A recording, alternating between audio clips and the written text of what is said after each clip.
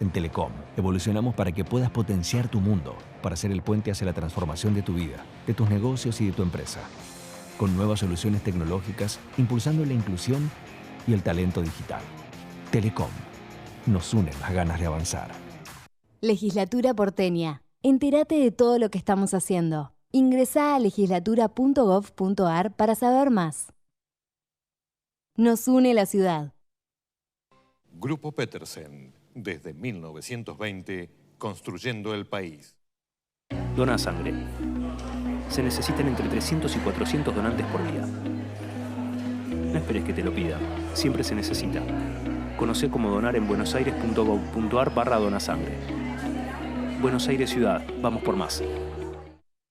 En IRSA, Propiedades Comerciales, nos comprometemos con las comunidades en las que se asientan nuestras unidades de negocios. IRSA Propiedades Comerciales, construyendo el futuro. En Provincia ART, a las pymes que apoyan al país, las apoyamos con un plan que se adapta a su realidad. Ingresá a provinciaart.com.ar/pymes, cotizá y mejorá tus costos. Provincia ART, la aseguradora de riesgos del trabajo del Grupo Provincia. En Arcor trabajamos a través de una gestión sustentable, innovando en cada uno de nuestros productos para que todas las personas podamos vivir mejor.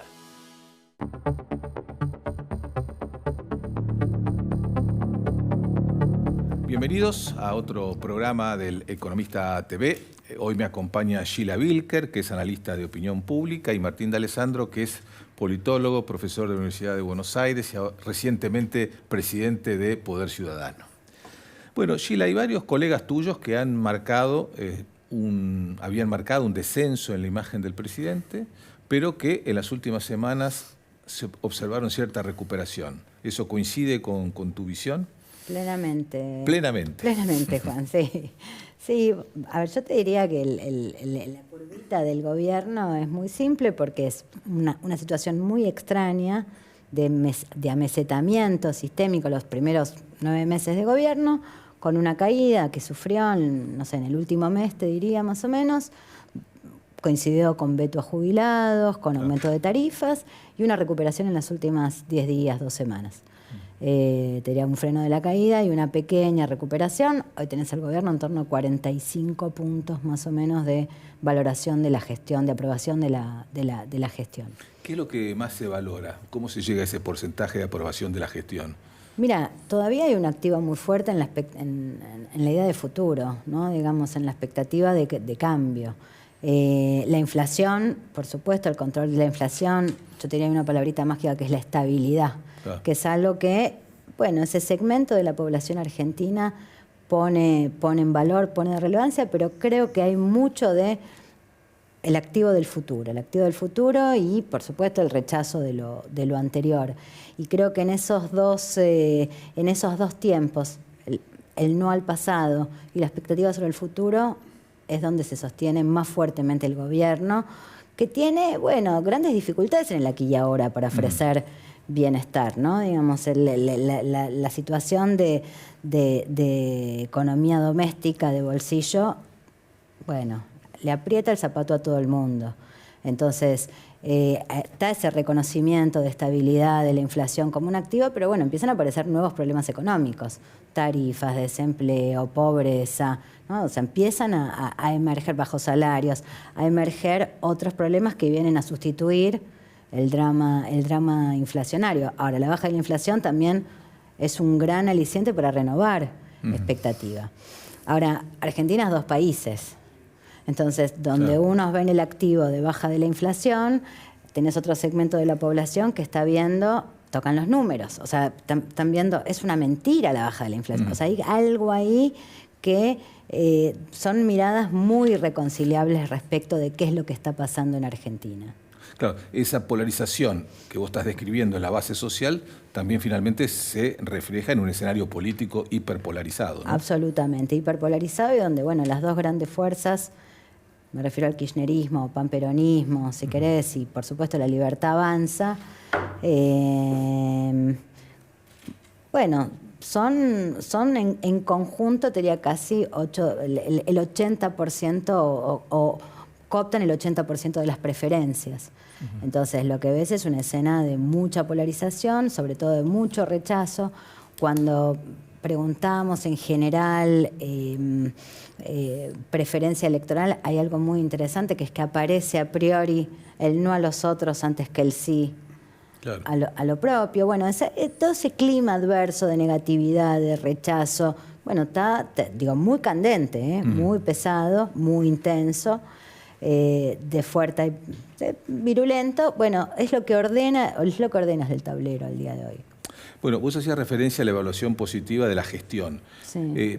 ¿Cómo se evalúa, si es que pueden separarse ambas cosas, la figura presidencial? Digamos, ¿hay alguna retracción por este estilo presidencial tan confrontativo, de agresión a los otros sectores políticos?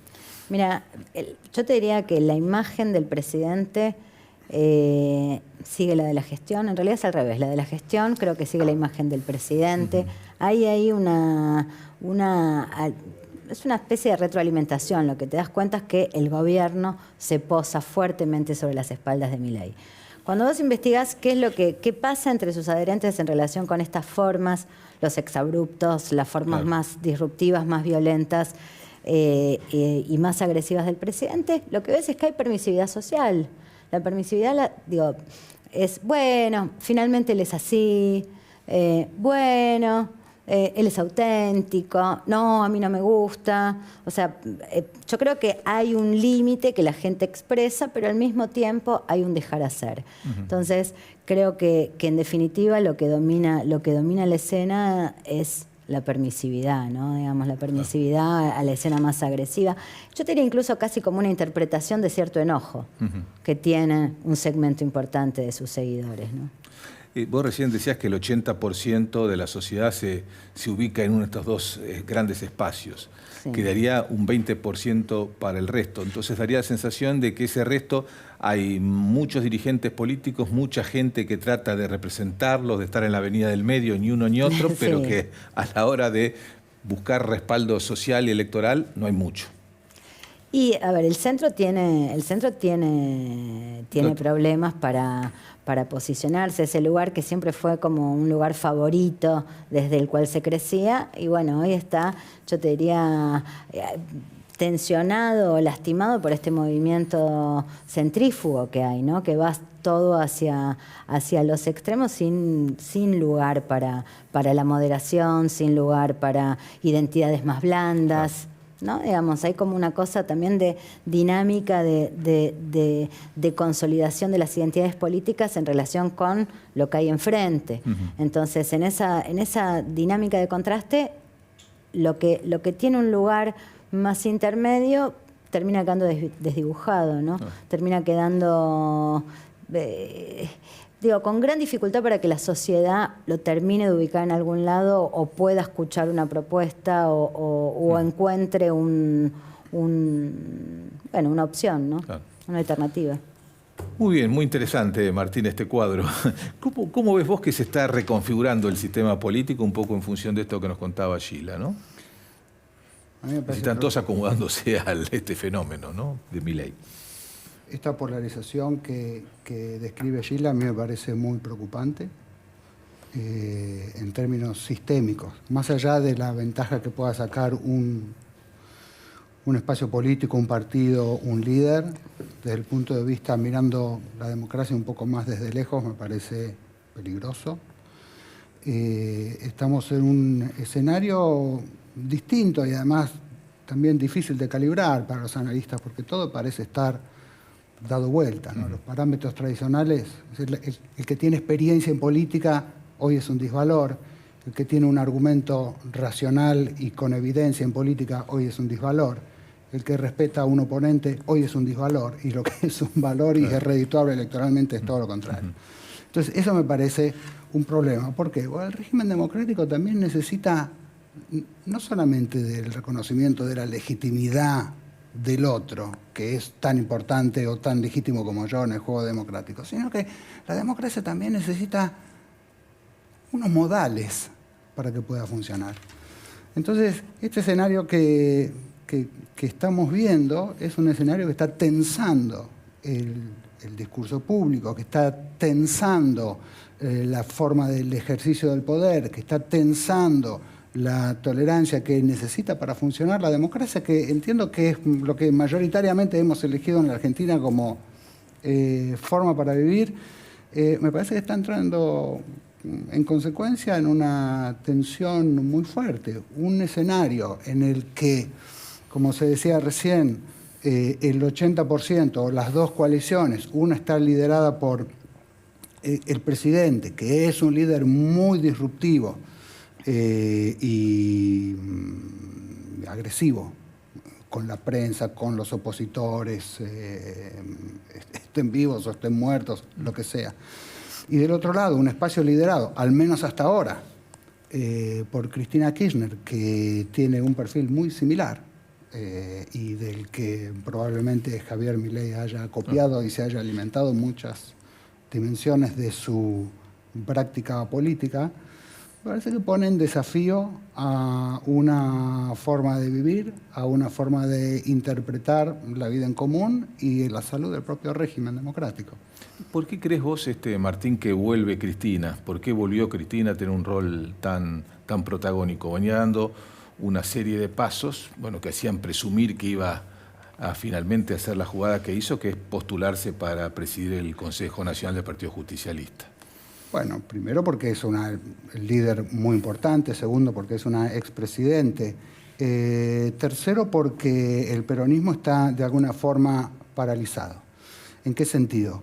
El peronismo siempre ha sido un partido que, a pesar de su larga historia, siempre ha tenido una gran capacidad para adaptarse, para solucionar crisis, para poder controlar el Estado, para evitar los problemas de gobernabilidad, para adaptarse a las nuevas demandas de la sociedad, para renovar su discurso, para refrescar y renovar su propio liderazgo.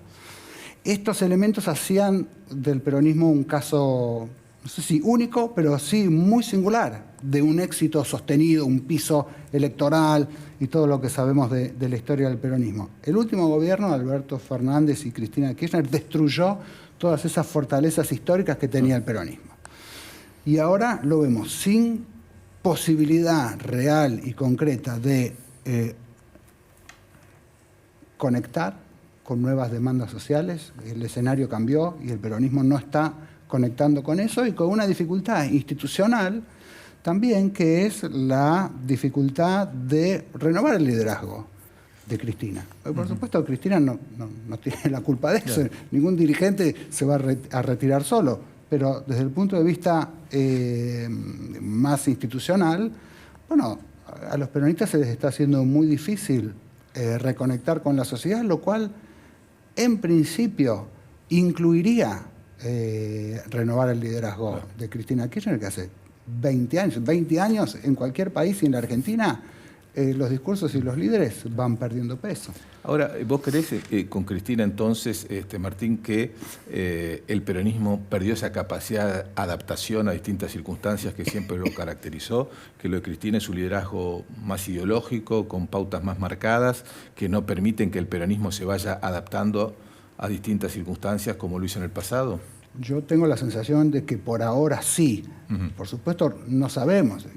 Y Cristina es una política con mucha experiencia y muy importante, y puede ella misma generar, no sería tampoco el primer caso, un mismo líder que tiene la capacidad de sobrevivir en la cúpula del partido o del poder, readaptándose y leyendo, ¿no? Leyendo las nuevas demandas de la sociedad.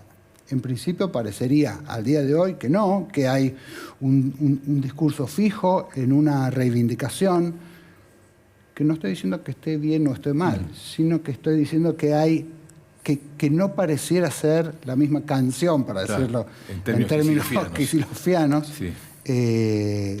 Que se tocaba 20 años atrás. Entonces, desde ese punto de vista, probablemente eso le haga las cosas más fáciles al gobierno. Porque, en definitiva, lo que está enfrente es siempre una mirada hacia atrás. Sí. En parte coincido, pero en parte yo veo una capacidad plástica en Cristina. Y te diría que es la más plástica de todo el peronismo. De hecho, es la única que habla de reformas, que empuja ciertas ideas.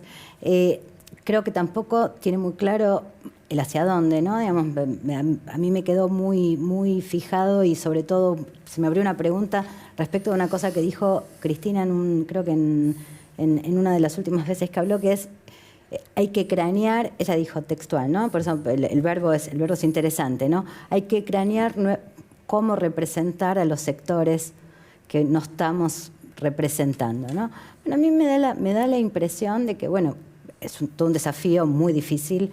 Está planteada la pregunta. A mí lo que ahí te diría me hace un poco de ruido es el líder el que tiene que blanquear, no sabemos cómo, o tiene que marcar un rumbo. Pero lo que vos ves ahí en esa intención, lo que ves es esa plasticidad y esa, bueno, también en algunas de las cartas, ¿no? Digamos, esta permeabilidad a las reformas en temas que habían sido, yo te diría, muy dejados de lado dentro del kirchnerismo, como el tema de la seguridad o el tema del trabajo informal, o sea, las reformas laborales, las reformas de seguridad. Hay toda una dinámica que está ahí dando vueltas, creo que no termina de plasmarse ni de acomodarse a una cosmovisión, creo que no hay todavía una resolución, pero ves intención. Del otro lado, me da la impresión de que hay un interés declamativo, ¿no? Por supuesto hay que tocar nuevas canciones, ¿no? Digamos, esa idea. Ahora, me da la impresión de que lo que sobresale sobre todo es la dinámica de contraste, ¿no? Digamos, como una cosa que además, digo, todavía fructífero en términos electorales, que es el hacer antimileísmo explícito. Ahora, hacer antimileísmo es ir detrás. Es ir detrás porque tenés el problema propositivo. Entonces, creo que ahí hay uno de los grandes desafíos del peronismo. No es un problema solo de Cristina, es un problema de todos los líderes del peronismo, que es un problema de cosmovisión. Yo creo que hoy el problema del peronismo, más que de liderazgo, es de cosmovisión. El hacia dónde, el qué, la propuesta, ¿no? Digamos, hoy estamos viendo el tiroteo por el liderazgo, digamos. Pero resuelto eso, o si eso se resolviese rápidamente, de un modo mágico, sigue persistiendo el problema propositivo. Bueno, claro. Ahora vos, que les quería preguntar a ambos, esta disputa con Kicillof, digo, ¿qué dimensión le ven? ¿Creen que es transitorio, es grave, es una pelea por el liderazgo, es un tiroteo, como acaba de decirnos Sheila? ¿Cómo lo ubican? Un conflicto que era inesperado, por lo menos a esta altura. Se esperaba que eventualmente pudiera surgir más adelante. Sí, hay que ver cómo se resuelve, si finalmente se hacen las internas, no se hacen. Entiendo que eso todavía está relativamente en el aire. Pero perdón, más allá de lo de la pelea, Quintela-Kirchner es secundaria en este momento, ¿no? Frente al problema que se plantea en la provincia de Buenos Aires. No, pero por eso es interesante lo que decía Sheila recién. Y también el tema es, independientemente de la plasticidad que tenga la propia Cristina para empezar a decir cosas, porque el liderazgo es el líder y una relación con las bases, ¿no? Entonces, nosotros conocemos una Cristina con una particular relación, con un particular tipo de bases, que desde, por decirlo rápidamente, promediando el gobierno de Alberto, se empieza a estar erosionando, empieza a estar desgastándose la relación de Cristina con sus propias bases. Por lo tanto, hay que ver el margen y la capacidad política, no porque ella no pueda interpretar lo que está pasando, sino su propia historia y lo que ella misma representa le permiten generar una plasticidad más grande. Pero insisto en que esto no lo sé. En cualquier caso, sí, parece sorpresivo que esta disputa con Kicillof hubiera sido, a mí me hubiera llamado menos la atención si se hubieran presentado por ejemplo, 2 listas el año que viene, en la legislativa del año que viene, y entonces, bueno, sin generar un cisma interno o una tensión en un momento de desorientación casi total del peronismo y del resto de otras fuerzas políticas de la Argentina, entonces, bueno, eso hubiera sido a lo mejor una salida un poco más amigable, por decirlo de alguna forma. ¿Por qué crees que Kicillof apuró en alguna medida esta definición? No lo sé. Tiendo a creer, bueno, la hipótesis principal es que ve la oportunidad de tener un liderazgo no tutelado. Pero, bueno, no parece estar siendo mucho el caso, porque para cualquier peronista, se llame Alberto, se llame Kicillof o cualquiera, tener un liderazgo no tutelado por Cristina, bueno, es porque Cristina ya no está jugando, ¿no?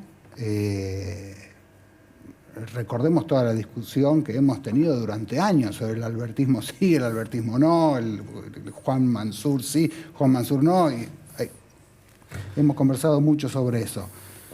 Pero, bueno, muchas veces hasta los políticos más avesados pueden tener errores de cálculo, ¿no?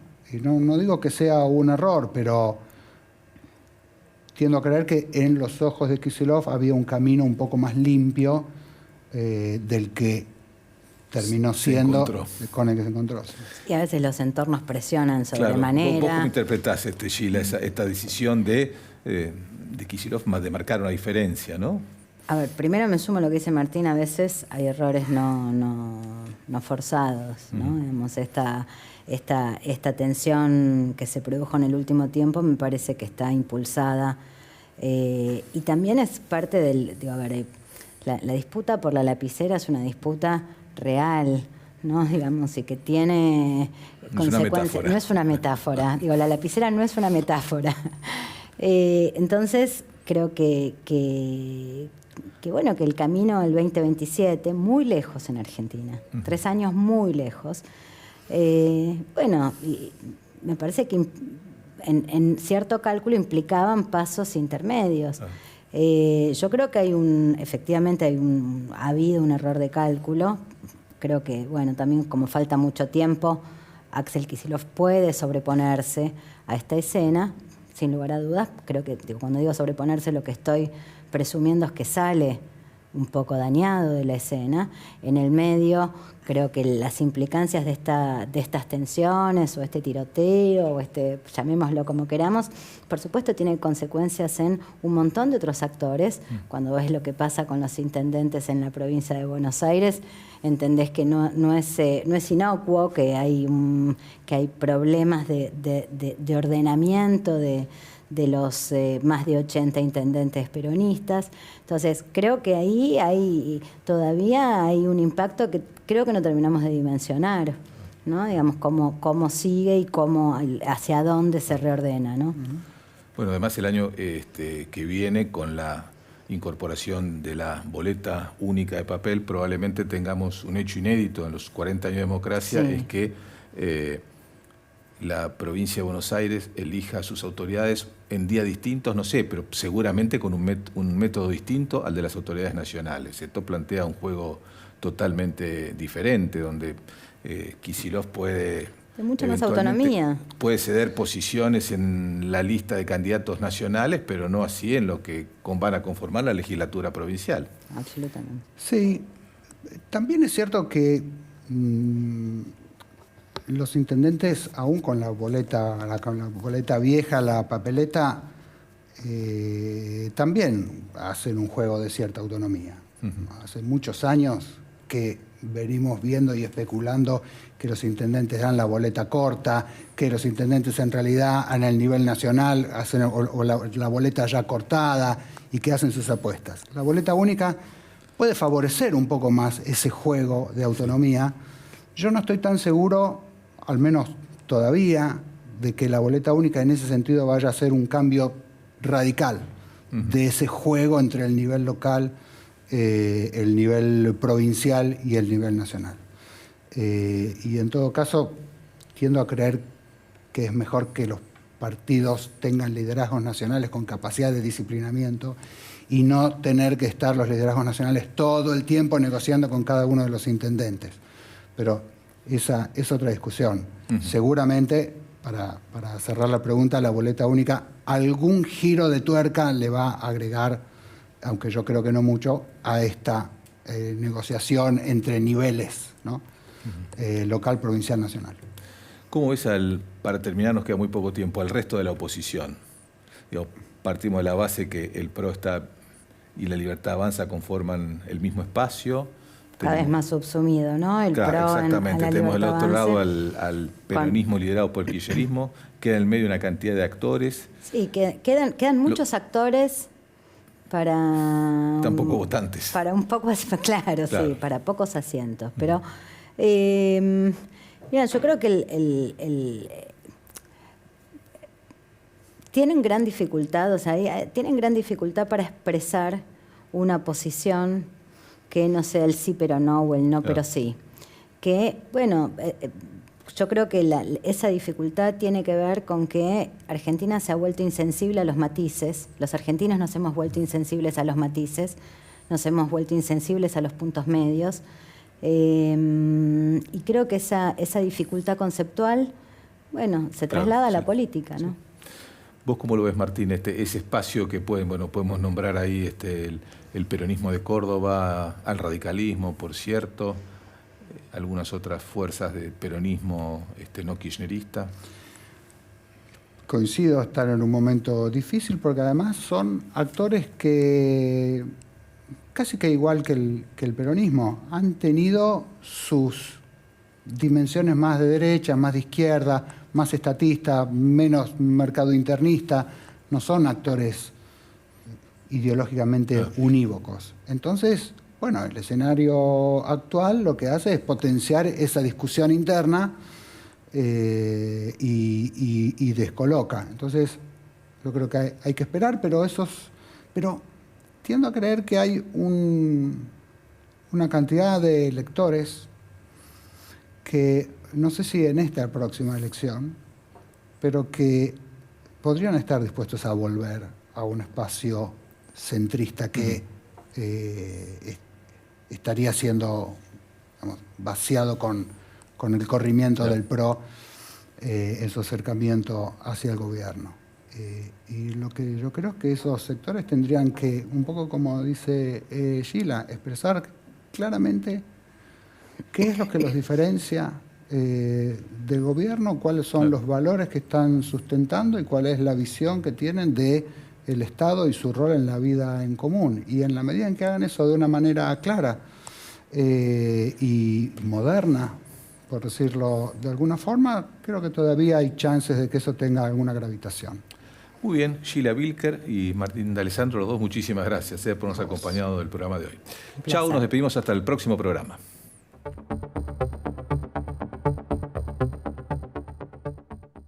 En Telecom, evolucionamos para que puedas potenciar tu mundo, para ser el puente hacia la transformación de tu vida, de tus negocios y de tu empresa. Con nuevas soluciones tecnológicas, impulsando la inclusión y el talento digital. Telecom, nos unen las ganas de avanzar. Legislatura porteña. Entérate de todo lo que estamos haciendo. Ingresá a legislatura.gov.ar para saber más. Nos une la ciudad. Grupo Petersen, desde 1920, construyendo el país. Dona sangre. Se necesitan entre 300 y 400 donantes por día. No esperes que te lo pidan, siempre se necesita. Conocé cómo donar en buenosaires.gov.ar/donasangre. Buenos Aires Ciudad, vamos por más. En IRSA, Propiedades Comerciales, nos comprometemos con las comunidades en las que se asientan nuestras unidades de negocios. IRSA Propiedades Comerciales, construyendo el futuro. En Provincia ART, a las pymes que apoyan al país, las apoyamos con un plan que se adapta a su realidad. Ingresá a provinciaart.com.ar/pymes, cotizá y mejorá tus costos. Provincia ART, la aseguradora de riesgos del trabajo del Grupo Provincia. En Arcor trabajamos a través de una gestión sustentable, innovando en cada uno de nuestros productos para que todas las personas podamos vivir mejor.